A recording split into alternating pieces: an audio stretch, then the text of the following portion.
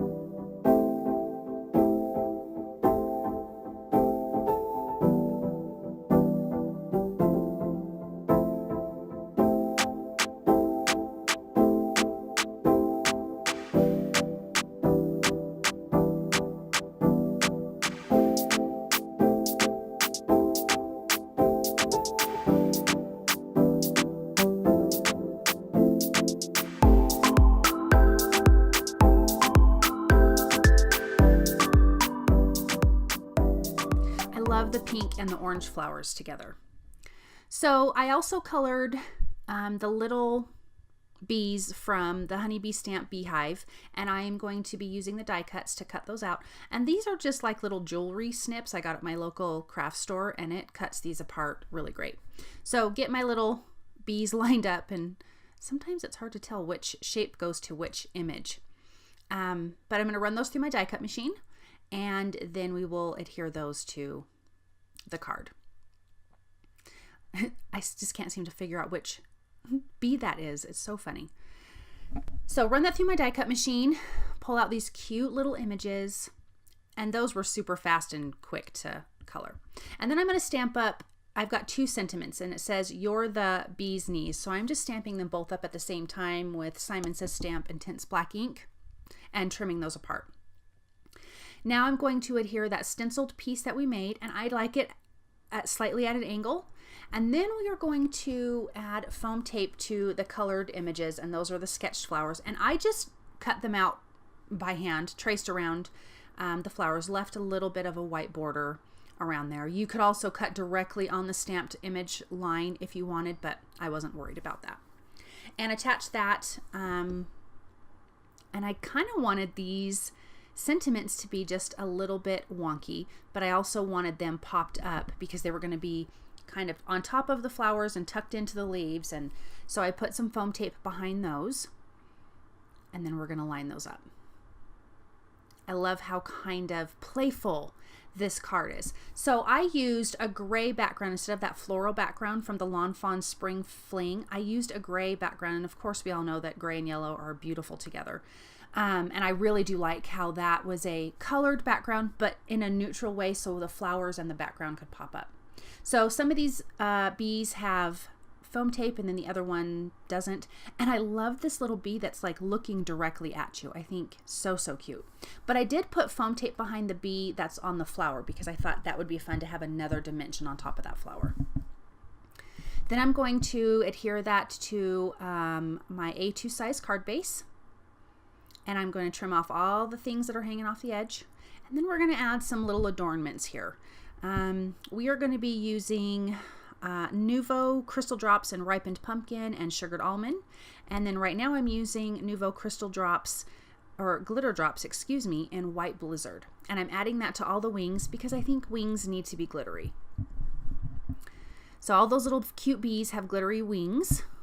And then I'm going to be adding these, you know, kind of light and dark orange little dots around. First, let's use the black glaze pen to the eyes of the bees, so those pop out a little bit. You also could do it to the stripes on the body if you want that part to be a little bit darker.